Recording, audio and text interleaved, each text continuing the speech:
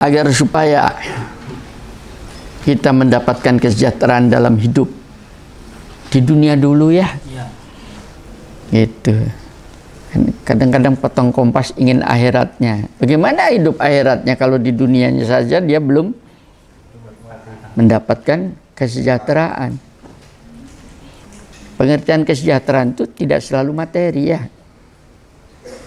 Itu. Tapi bisa juga non materi. Hidup tenang. Itu kan sejahtera. Merasa cukup sekalipun kekurangan. Ya. Itu sudah sejahtera. Tidak mudah emosi sekalipun dinista oleh orang. Tidak gampang itu. Karena kalau Anda belajar tentang itu tadi, ya, maka ini hati-hati. Kita ini hidup di negerinya Tuhan. Dan kita itu dalam keriduan Allah. Maka tolong jangan sekali-kali Anda pernah mencaci apa yang Anda lihat, apa yang tidak Anda dengar, apa yang Anda rasakan, sekalipun itu tidak sesuai dengan Anda. Tidak boleh. Satu contoh, ya, yang tadi malam saya katakan, zaman ini itu zaman edan, gak enak ya. Kan ada istilah dalam bahasa Jawa, zaman edan. Marah Tuhan. Yang edan bukan zamannya awakmu ya. Itu marahnya. Siapa yang mengatakan zaman edan? Sungguh akulah zaman. Itu kebenaran Allah loh. Ada diskusi. Ya. Siapa yang mencaci maki terhadap zaman? Aku inilah zaman. Berarti dia sudah mencaci terhadap diriku. Kenapa? Karena aku yang menciptakan zaman.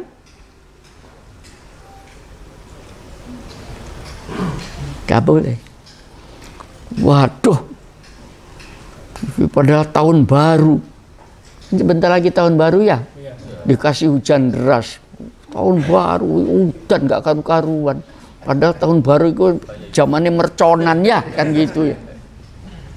Disalahkan hujannya. Gak boleh. Karena hujan itu adalah rahmat. Biasakan diri untuk tidak mencaci. Ini. Anda jalan.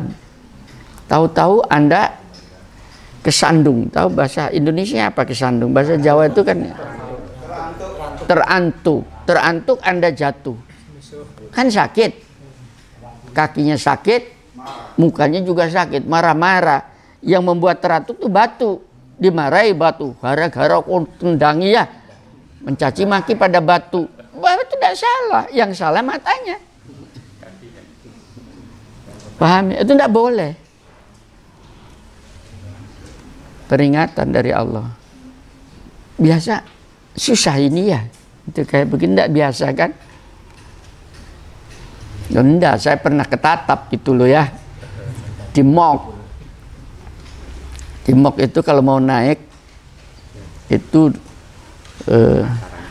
ada kaca mau ambil ATM.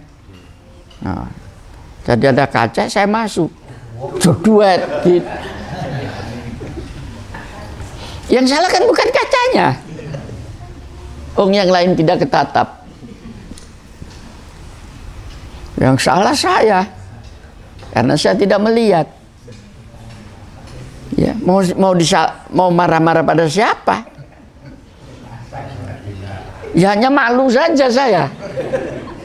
Toleh kanan, toleh kiri. Untung yang lihat hanya satpamnya saja. Banyak dilaporkan ke sana lagi ada tulisan awas kaca. Kan jadi berkah saya untuk orang lain ya. Gara-gara ketatap saya muncullah tulisan itu.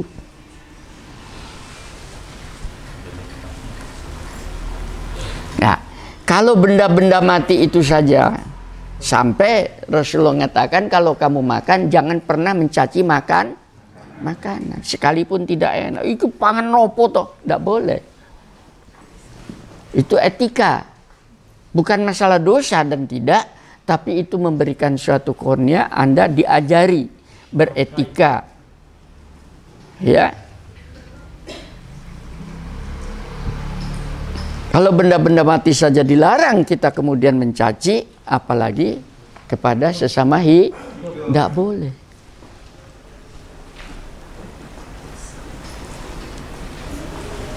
Berbeda suku, berbeda warna kulit,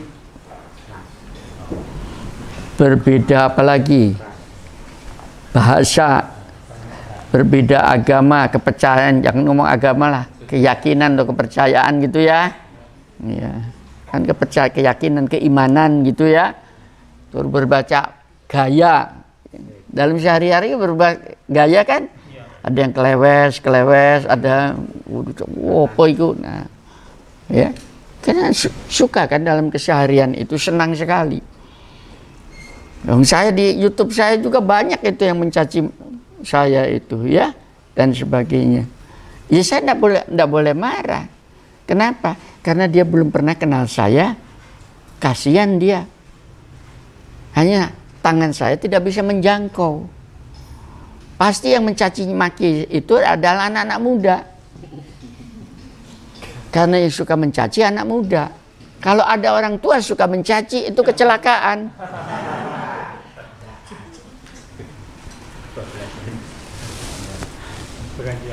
Gimana memperbaikinya?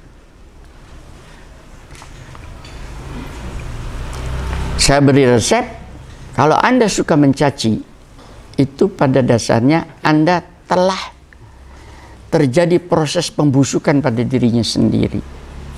Self decaying, yaitu pembusukan pada dirinya sendiri. Hati-hati ini, ya. Karena itu menjadi habit, nanti menjadi kebiasaan, semuanya orang dianggap buruk dalam kehidupan sampai tua seperti itu. Kan berat ini kalau sudah itu menjadi suatu behavior buruk. Bangsa Arab sebelum diturunkan Rasul seperti itu. Dia merupakan bangsa yang merasa paling superior, ya. Kerjaannya hanya merampok, kuat. Kalau saya ngomong begitu, sebelum Rasul turun, jangan sakit hati. Kenyataannya itu, makanya disebut bangsa yang jahiliyah. Mereka suka berperang satu dengan lain, itu tadi. Nah kalau itu diterus-teruskan kayak demikian kan tambah hancur. Dikasih software, rujukan, percontohan ya kepada bangsa Arab itu tadi. Percontohan langsung. Rasulullah itu bukan hanya ujar-ujar, akan tetapi perilaku beliaunya sendiri di bangsa mereka yang untuk mereka aneh.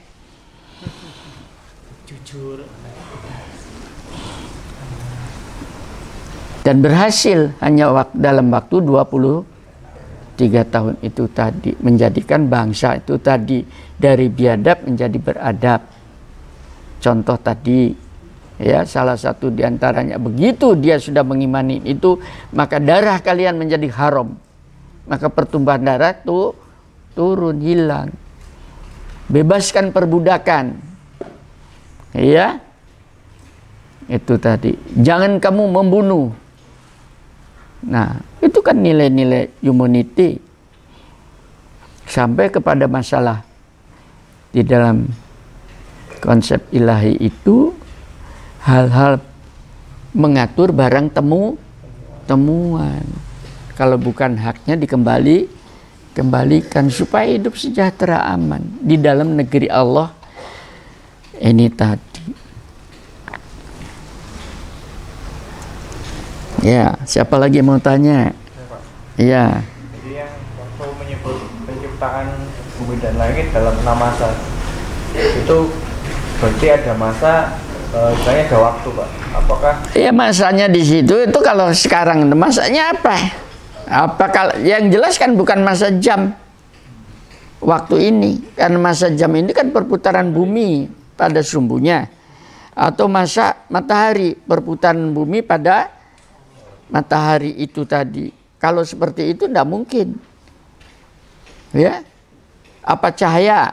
Kemungkinan cahaya, tahun cahaya. Kalau tahun cahaya 6 masa kalikan. Apa itu tahun cahaya? Nah, belum tentu juga. Karena cahaya belum terjadi. Kan begitu ya? Walau artinya ada ukuran-ukuran di situ. Paham? Ada proses. Jadi kata-kata kun payakun itu melalui proses. Sama dengan terjadinya manusia, kun payakun.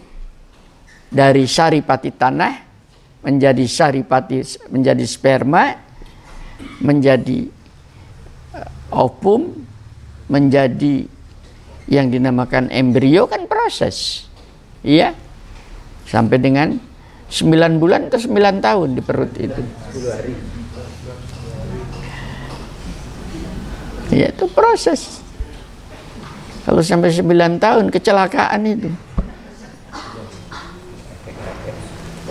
Proses sebuah itu. Nah, kita juga berproses. Kita itu berjalan dalam proses yang panjang. Mulai dari proses alam ruh.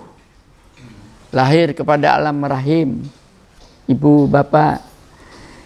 Semua ini kan tidak pernah tahu, alam roh tidak pernah tahu, alam rahim tidak pernah sadar. Sekalipun kita dikasih dekat dengan ibu kita. Sekarang baru sadar setelah berada di dalam alam dunia ini. Tapi sering kesadarannya juga hilang. Nanti menyesal pada saat masuk alam kubur. Ingin kembali ke dunia itu sudah terlambat. Maka diberitahu alam kubur begini, alam barzah begini, alam nanti akhirat seperti itu. Karena alam itu sudah tercipta dan kita melalui proses itu tadi akan sampai ke sana. Agar supaya kita itu tadi betul-betul dekat dengan dalam keriduan Tuhan itu, maka dikasih koridor-koridor itu supaya tidak keluar. Jangan kamu membunuh, itu pengertiannya bukan apa-apa dalam koridor. Karena nanti pada alam kebangkitan, pada alam pengadilan, yang membunuh itu ya akan menuntun yang dibunuh ke dalam. Nah, disitulah kita tidak bisa kemudian mempertanggungjawabkannya. Karena untuk mengembalikan itu tadi dia harus kembali ke dunia. Dunianya sudah nggak ada. Maka diberitahu sejak awal, hati-hati. Seperti itu. Ini rahman rahim Tuhan kan? Keriduan. Insya Allah kalau kita berada di dalam koridor ilahi tadi itu, kita akan masuk pada alam-alam itu, alam dalam keriduan itu tadi. Makanya disebutkan di dalam Quran, ada sebuah alam di mana ridwan Allah itu yang disebut dengan alam surga itu. Surga Aden. Ya. Surga itu seperti itu ada. Itu keriduan. Nah, untuk mencapai itu tadi, maka kita sejak di atas muka bumi sendiri harus di dalam koridor keriduan ilahi tadi. Jangan sampai terlambat. Sekarang saatnya, kalau belum paham, belajar. Sebelum terlambat. Kapan mulai belajar? Sejak muda. Karena sudah tua, penyakit mulai muncul. Moco usara-sarasen. Karena golek kacamata angel nundi mau ya. Moco tadi untuk nyantolkan di pikiran sudah lupa terus. Karena sudah hadisnya itu udah full disk tank ya. Error terus. Maka waktu muda itu belajar sebanyak-banyaknya. Untuk bisa belajar mendapat pengetahuan harus banyak mendengar. Orang yang berjihad artinya itu tadi bersungguh-sungguh mencari untuk jalan Allah itu tadi pasti akan ditunjukkan. oleh ilahi itu tadi, kepada jalannya itu. Kalau sampai kemudian kita tidak bersungguh-sungguh, belum juga itu tadi, ya, untuk mencapai jalan Tuhan ini belum ketemu itu, jangan putus asa. Nah, bersungguh-sungguh itu dalam bahasa sehari-hari namanya istiqomah. Dengan kata lain, Allah itu sudah ridho pada kita. Karena ridho pada kita, berbuat saja kamu sebanyak-banyaknya, sebisa mungkin, dengan sebuah perbuatan, pasti perbuatan yang diridhoi oleh Allah. Pasti berbuah. Banyak kan perbuatan-perbuatan yang diridhoi oleh Allah. Jangan cari yang tidak diridhoi. Ya, membuang umur namanya, membuang energi. Nah, itu banyak pelajaran ada. Kan bisa dibuka ya. Silakan. Saya minta pada anak-anak muda ini, para mahasiswa itu, berbuat Anda. Tidak ada yang salah. Mau tanam kentang, tanam. Tanam cabai, Pak, saya belum bisa. Belum apa-apa, belum mencoba, sudah mengatakan demikian. Tidak bisa, tanam saja. Itu loh caranya. Ya, tanam saja. Dari situ nanti Anda akan mendapatkan pelajaran. Saya yang sudah setua ini saja, maaf ya, saya masih belajar. Saya suka lalapan. Saya jawab bahwa dari Jawa Barat itu saya tanam di depan. Sudah hampir setahun, kok tumbuhnya gak besar-besar, tidak berkembang. Saya coba di belakang, taruh di bawah naungan. Loh, keluar semua daunnya. Oh, ternyata dia tidak suka panas langsung. Dapat pelajaran kan? Kalau ditulis, jadi ilmu bercocok tanam. Gitu loh caranya. Allah sudah ridho, berbuat saja kamu. Sehingga beragama itu bukan hanya sholat, bukan hanya puasa, tapi berbuat di atas muka bumi ini adalah memanfaatkan potensi pada dirinya dan memanfaatkan fasilitas yang ada untuk kemaslahatan, untuk kesejahteraan masyarakat. Itu adalah merupakan daripada amal soleh keagamaan. Itu seperti itu. Banyak yang bisa kita lakukan. Kalau cukup usia saya dikasih fasilitas untuk oleh Allah, saya ingin mengkader mahasiswa-mahasiswa Fakultas Pertanian. Kamu mau bisnis, datang ke Bima Sakti, saya ajarin, habis gitu bisnis jalan. Bisa. Tidak ada yang tidak bisa diperbuat. Sungguhan. Hasilnya gimana, Pak? Tuh, kemarin tuh saya ditelepon orang. Ya, orang itu mengatakan, Pak, tentang kayak demikian itu urusan saya. Sungguhan. Karena dia lihat YouTube. Dibukakan oleh Allah. Banyak jalan-jalan. Barang siapa bersungguh-sungguh untuk mencari keridhaan, pasti akan ditunjukkan. Kita tidak pernah berbuat seperti itu. Masih banyak yang bisa kita lakukan. Mudah-mudahan kajian pagi ini ya membuka cakrawala baru kita di dalam berinteraksi sosial dengan menggunakan konsep-konsep ilahi itu tadi, sehingga kita bisa hidup bermasyarakat dengan berbagai macam jenis cita rasanya. Sentuhan-sentuhan itu akan bisa terjadi kalau kita bisa menghormati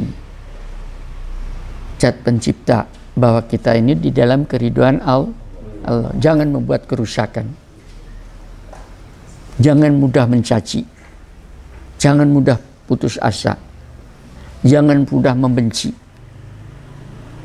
Dengan Anda berkasih sayang itu saja, maka itu adalah merupakan sentuhan belian tangan ilahi.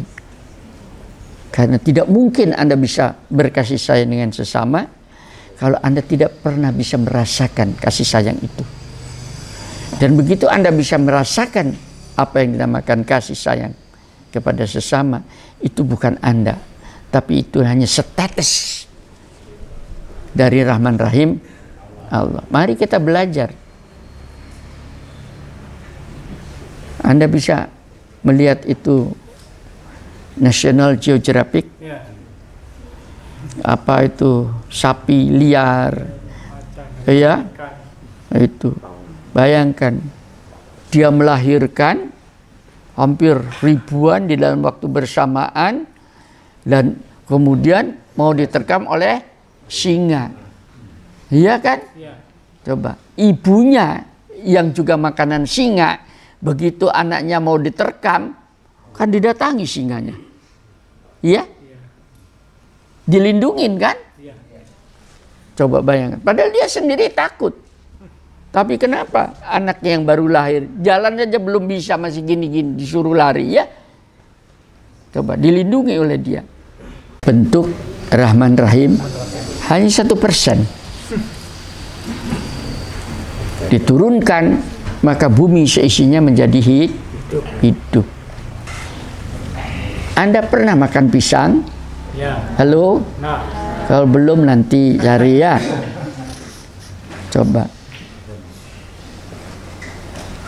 Yang dimakan itu buah pisang itu kan dikupas ya. Yang dimakan itu yang luarnya atau dalamnya? Bayangkan. Karena Anda tuh suka yang dalamnya, ya, maka oleh Allah ditutup supaya tidak cepat busuk. Kenapa? Karena ini mau dimakan Pak Budi. Padahal kulitnya itu habis itu dibuang. Paham ya? Coba isinya dimakan. Untuk menjaga itu saja dibuatlah kulit. Pernah melihat, menganalisis kulit pisang? Di situ ada zat lilinnya, di situ ada seratnya, di situ ada pori-porinya, di situ ada getahnya dan sebagainya. Untuk apa? Hanya untuk menjaga isinya kulitnya itu buah supaya kalian bisa memakan itu. Baik, itu prosesnya. Begitu Anda melihat buah pisang itu tadi, maka pelan-pelan makannya. Alhamdulillah, ini adalah kasih sayang Allah. Nah, itu salah satu bentuk Anda supaya bisa menghargai bahwa Anda diridhoi oleh ilahi. Pernah makan nasi? Ya.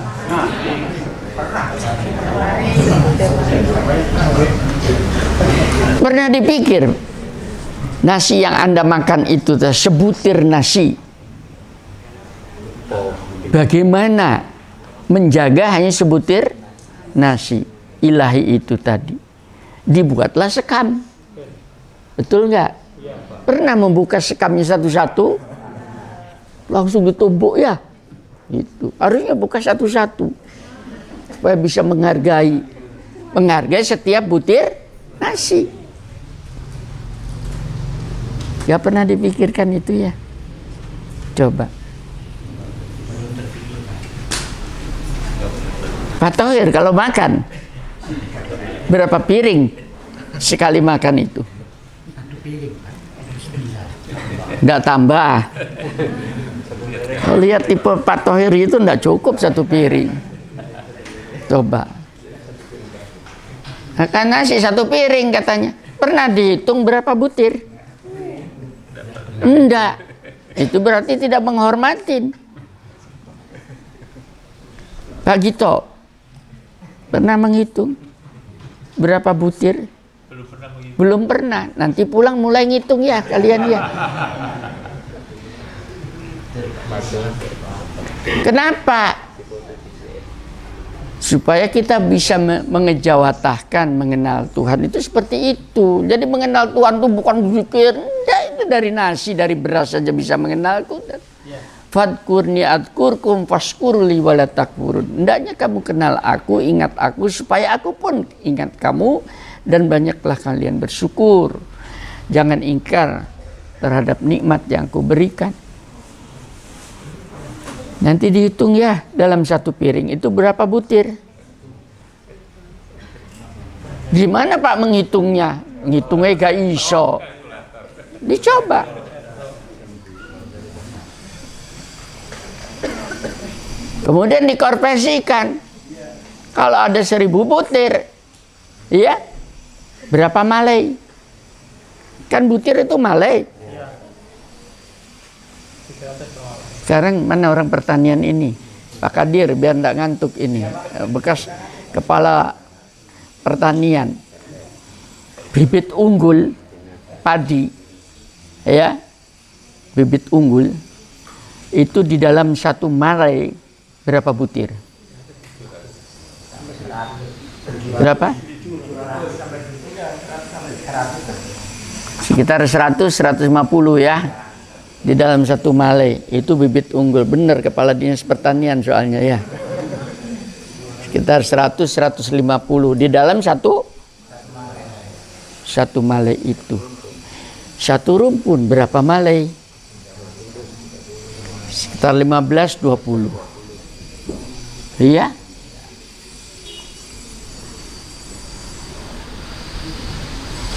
Untuk menanam padi antara rumpun berapa jaraknya? Antara 15-30, 25. Iya, itu. Coba konversikan di dalam satu piring itu berapa rumpun yang Anda makan? Kan 3 kali, pagi, siang, sore. Apalagi makannya makan pecel itu. Nah, berapa rumpun yang Anda makan? Berapa luas lahan yang Anda kuasai untuk makan itu? Begitu Anda menguasai lahan yang Anda makan sendiri, pasti ada orang lain yang tidak punya kesempatan untuk menguasai lahan itu. Bisa diikutin ini ya. Maka inilah sampai agama menuntun kepada Anda. Ya. Diajari yang dinamakan doa makan. Ini untuk anak TK.